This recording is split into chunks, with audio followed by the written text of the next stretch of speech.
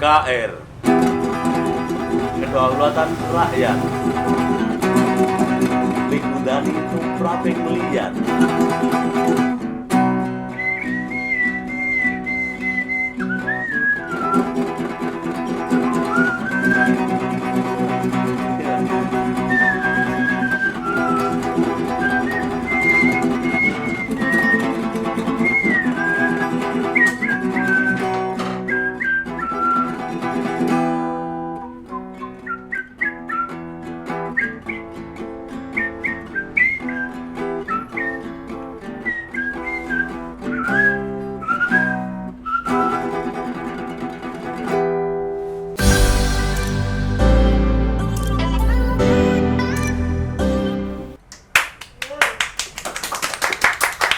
Selamat pagi. Halo, selamat berjumpa kembali bersama saya Denny di Wacana Wawancara bersama orang Beken. Kali ini bersama Juliano Singsot yang tadi dengan singshotnya yang penuh keajaiban. Masuk. Oke, sekarang kenapa sih dinamain Juliano Singsot? Singshotnya tuh dari siapa yang ngasih pertama? Singsot itu dulu sebenarnya orang-orang itu nyebut saya itu Yono Sweet gitu. Nah, Termasuk teater gandri, Yono Duren, siapa itu. Karena dulu pertama nih Yuliono Pantomim karena sering pantomim. oh iya. Akhirnya Juliano Singsot karena sering sweet itu. Nah, Termasuk dulu ikut teater gandri itu dinamain Yono Duren, Yono Sweet itu. Nek Yono Sweet orang seni rupa. Kalau Yuliono pantomim itu orang lama, berarti yang pertama kali saya terjun dunia pantomim itu. itu dari tahun berapa ini ya, pantomim gitu? Pantomim itu saya latihannya dari kakak itu tahun kira-kira ya kelas 4 SD ya. Bus. Kelas 4 SD, Bos. Kelas 4 SD itu untuk jalan moonwalk, tapi di Jogja saya bertemu dengan guru pas ngamen itu, dia juga lagi ngamen Pak Endi Reza itu. Oh, yang ngajarin pantomim. Iya, naik tangga gitu, akhirnya banyak proyek sama beliau gitu. Terus kenapa beralih profesi akhirnya jadi pengamen apa gitu? Jadi kenapa beralih ke musik? Iya, pertamanya karena pas dari Wonosobo itu kan soal sepatu servis payung, teman saya pengamen yang pernah ikut di Jogja ini, pernah ikut temen namanya Bindot, dia bilang kayak estafet itu, kalau ke Jogja temuin Bindot, kamu tinggal tidak akan pernah bingung gitu. Dan kita ngamen bareng pas dilalai itu ya, soal sepatu servis payung sepi gitu, akhirnya itu diajak ngamen sama Bindot, tepuk tangan fales. Akhirnya saya singsat itu, swil itu, sweet, akhirnya banyak yang ketawa, banyak yang ngasih itu pas ngamen itu. Itu ngamen di mana? Ngamen di pertama kali itu di Jalan Taman Siswa itu. Dulu pas ada ayam bakar Oh, yang bakar Taman Siswa itu. Oh. Pertama di daerah situ rame kan sampai Gudeg Permata. Sepanjang itu Pak Kualaman. Terus yang pertama kali ngajak nyanyinya dikomersilkan, ayo ikut pertunjukan, ikut event Itu siapa dulu? berawal dari Disegani itu. Disegani itu setiap pentas saya dikasih nasi saja gitu. Lama-lama selalu ingin ngisi di acara apa gitu, ngejam terus. Lama-lama ada pas di gunung itu, Gunung apa? Gunung Merapi, pas ada acara dari apa itu, terapi healing sama Pak Tejo itu jadi badut. Ya, lama-lama semakin laris dari situ. Dari situ awalnya sampai sekarang. Menjadi dikomersilkan itu semenjak saya lolos 30 detik jadi bintang di Global TV itu tahun 2007 itu juga. Oh, itu pernah juga ya? Itu Itu dulu ceritanya gimana bisa sampai 2005. ke situ? Itu audisi lolos bahkan sampai Jakarta. Kita tidur di bumi perkemahan itu.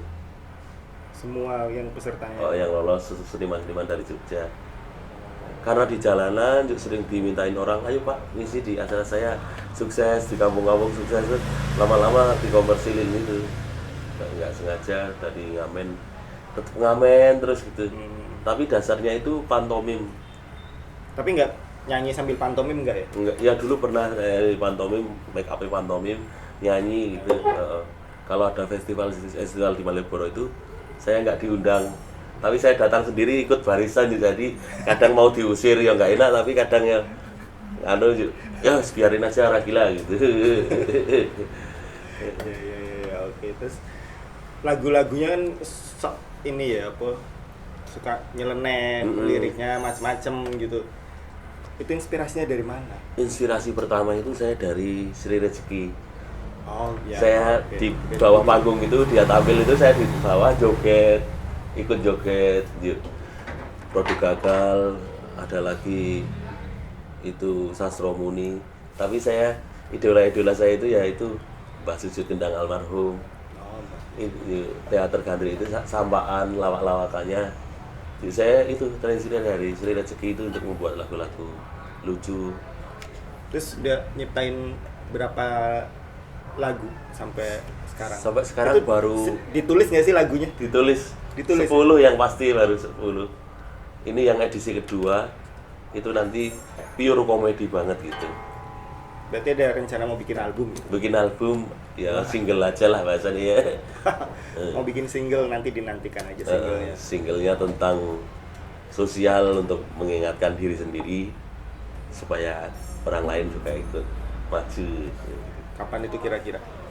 Ini sudah Udah mulai bulan-bulan ini, tentang bagaimana kita itu sama keluarga kalau pas lagi makan itu tidak handphone. Ada lagunya itu di handphone saya itu ada. Pagi handphone, sore handphone, mau makan handphone, mau tidur handphone, pelukan sama handphone.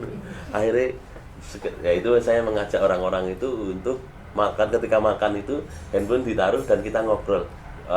Kalau saya kan belum menikah, tapi saya punya inspirasi, saya menikah nanti anak-anak saya atau istri saya itu, ayo handphone ditaruh semua, kita makan bersama, ngobrol, itu hari ngobrol kita gitu.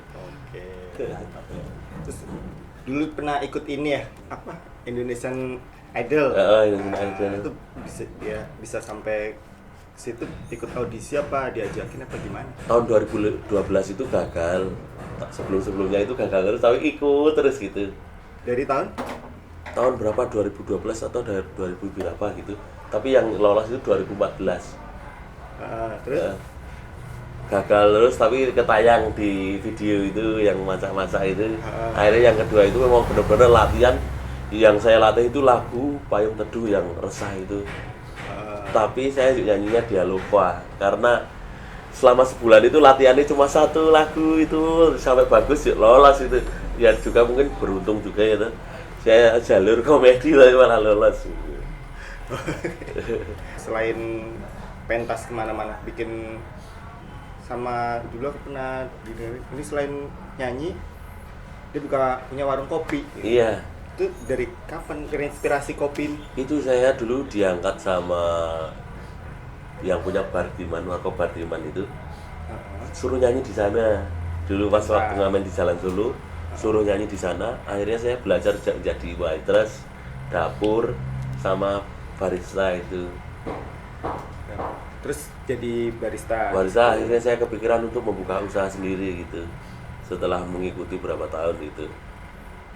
Terus sampai sekarang menekuni di Warkop Singsot ini. Ini sering gulung tikar, jadi saya kasih tagline berdiri sejak tidak duduk. Saya setiap punya usaha gulung tikar memulai lagi. Termotivasi sama Pak itu Bob Sadino. Oke.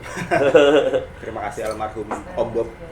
Om Bob. Anda sangat menginspirasi Mas Yul. Iya, itu. Tuh keren. Terus dulu usahanya banyak katanya, sampai berapa kali. Terus kenapa berapa kali gulung tikar gitu? Iya.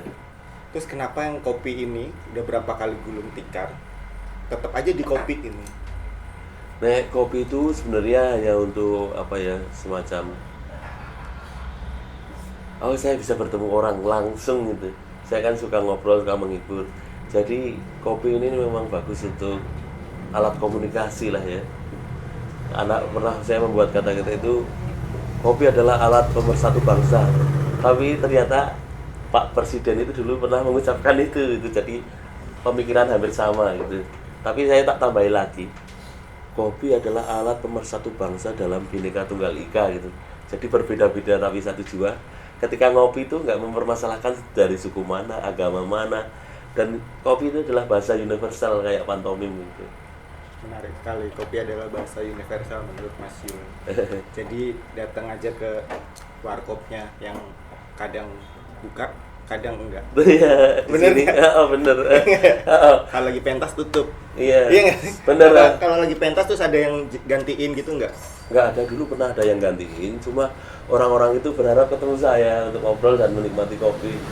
Jadi nanti saya mau membuat brand baru supaya saya bisa memperkerjakan teman-teman dia, ya partner lah, bukan lagi harus bekerja dia, tapi partner.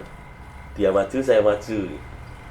Kalau Bapak yang punya dana berlebih, monggo di franchise kopinya Mas Yul untuk membantu teman-teman yang pengen jadi barista. Iya. Ilmu pun di sini gratis. Semua orang yang mau belajar tentang warkop Singshot, resepnya dibuka. Jadi rahasia-rahasianya membuat kopi yang enak itu dibuka untuk umum. Maksudnya resepnya ini loh, ini. Kalau mau belajar boleh. Mau belajar boleh. Dikasih. Jadi nggak dirahasia-rahasiakan resepnya, itu nggak. Itu nggak rugi apa? Wah, orang kan biasanya punya resep rahasia nih, terus nanti rugi apa gimana ya kalau di ini? Setiap tangan berbeda. Setiap tangan itu resepnya sama, tapi tangan saya itu beda gitu. Jadi nanti akan menjadi Denny. Jadi bukan ciri khas lagi Yuliono yang ngajari Yuliono, tapi yang diajari Mas Denny. Itu otomatis dia akan menjadi Denny, tapi resep warkop Singshot malah saya bermanfaat gitu. Jadi saya bermanfaat terus, itu ilmu nih tetap berjalan. Itu memang saya niatkan untuk open bar gitu. Dari pertama kali buka atau enggak? Dari dulu memang saya ajarkan semuanya. Ini grand size-nya segini, apanya ini. Jadi saya tidak sia-sia itu mempunyai ilmu gitu.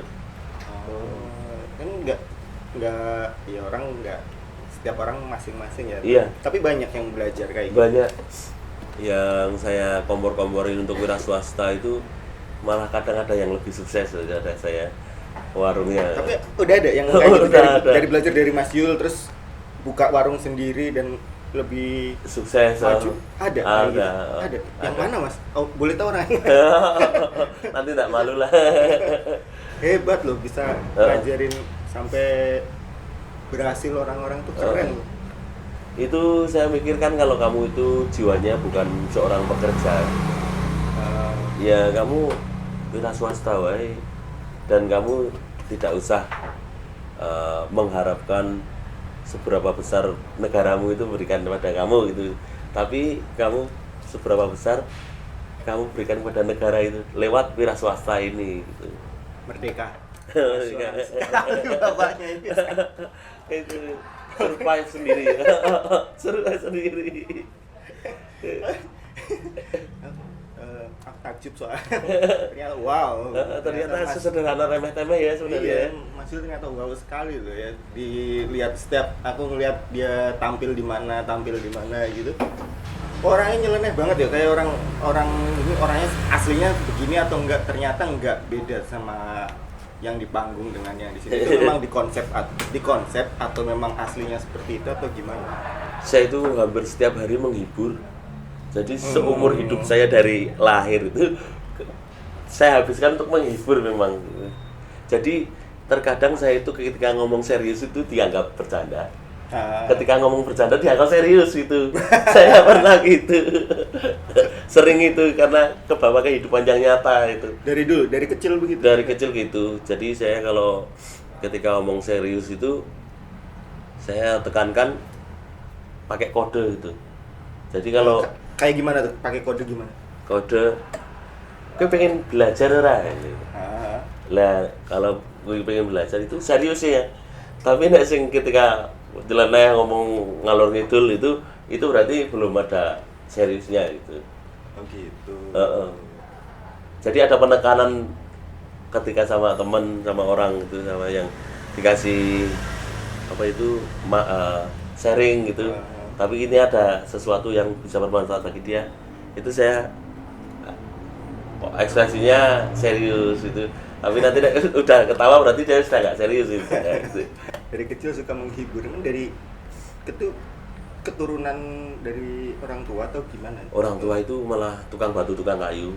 Ibu itu penjual tahu Di di mana? pasar di Wonosobo, di Sapuran. Wonosobo. Di Sapuran itu saya itu ayah pernah juga kerja di Jogja, bangun di sini. Pas umur 3 tahun saya pernah diajak sini untuk layar karena yang punya rumah yang tempat untuk kerja itu meninggal.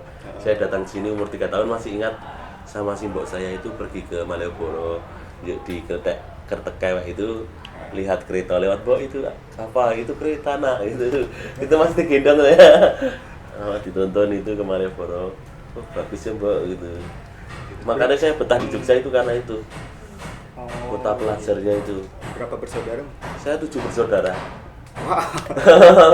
7 bersaudara. Semuanya udah menikah, tinggal saya masih inden. Wah. Jomblo. Dari kapan suka di Jogja? Nggak ada rencana pindah kemana lagi atau kemana gitu? Setelah sekian tahun di Jogja gitu. Saya pengen nyelesain di UMY ini agar saya mengembirakan saya ijazah itu dan menggembirakan bagi orang tua. Ya, setelah lulus saya nanti punya planning baru atau apa gitu. Tapi saya secara 80% atau 100% saya betah di Jogja. Oh, masih kuliah sampai sekarang? Ya, Berapa tahun kuliah? sering cuti ya, mungkin hampir 10 tahun ya, karena sering tak tinggal cuti, nggak punya uang masuk lagi, cuti lagi, kena pemutihan, masuk lagi, keluar lagi. Jadi tergantung punya uang apa enggak gitu masuknya. Kalau cuti terus gitu kan lebih banyak ya habisnya. Iya, habis banyak tapi nilainya menjadi bagus. Ngambil apa? Agribisnis Fakultas Pertanian di UMY. Jauh loh UMJ dari sini. Warkop, ngomong-ngomong warkopnya ini di Gang Endro, Jalan Gejayan. Itu kalau dari Gejayan ada gang kecil depan, ini seberang apa ya? Ini seberangnya makaroni ini. Seberangnya makroni ngehe. Pokoknya belakang Aldan, belakang Salon Jen Saleh. Nah, belakang salon situ. Kita ada masuk gang itu warkopnya dia, warkopnya Mas Yul, warkop Singsot namanya. Sementara dia kuliahnya di UMY kan jauh sekali. Dulu malah kerjanya di Seturan, di Warkop Bardiman itu. Ngesip sampai pagi, kuliah sambil ngantuk. Itu kenang-kenangannya itu. Terus sekarang udah tinggal apa? Udah skripsi atau masih? Ini masih tinggal jauh? registrasi sekali lagi langsung skripsi. Makanya saya ada uang langsung saya nabung-nabung. Sudah siap, oh ya ini saya mau skripsi. Benar-benar skripsi fokus, jadi nanti kalau ada manggung ya sesekali datang, tapi ini saya mau fokus skripsi. Coba Mas, aku pengen dengerin. Tapi siulannya nih ini ya, orang terkenal karena Mas Yuli ini terkenal karena siulannya. Singsot. Makanya namanya Yuliono Singsot. Coba Mas, aku pengen bisa nggak nyingsotin lagi. Menggoda wanita dengan siulan. Oh. Ceweknya, wanitanya itu cantik apa yang biasa? Beda ya silanya. Oh, beda. Iya, coba kalau yang biasa dulu, nanti ada yang cantiknya. Gitu. Cuman gitu doang. Lemes gitu. Kalau yang cantik? Kalau itu saya kalau ke wanita nggak boleh karena itu asusila ya namanya ya. Jadi saya itu nyingsotnya sama pohon, sama apa. Tapi kalau di panggung nyanyi dibuat lagu, jadi nggak membuat wanita itu nggak tenang. Tapi kan singsotnya di hutan, jangan wanita langsung gitu. Oh iya, terus kalau pas lagi di panggung suka improv nggak sih kan? Aku lupa lirik atau tahu-tahu ada terinspirasi. Oh, gitu. Kalau lupa lirik langsung dikasih singsot kan nggak kelihatan. Maunya kayak ini. She's gone out of my life. Ya lupa ini.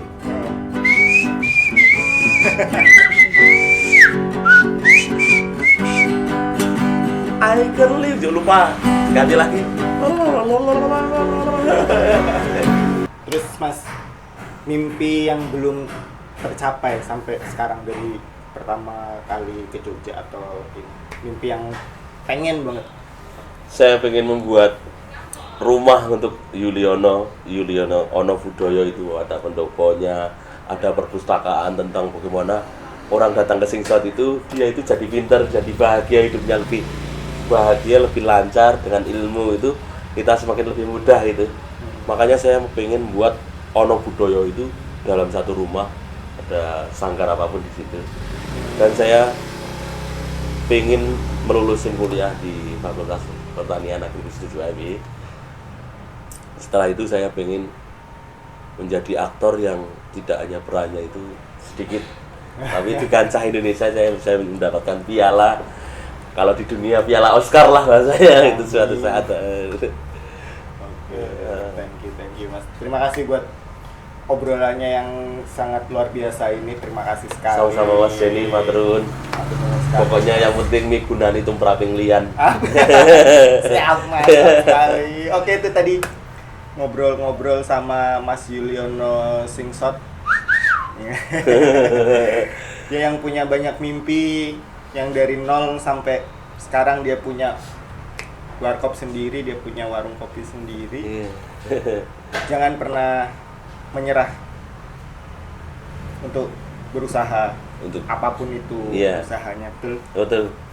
Dan selalu sebarkan kebahagiaan katanya.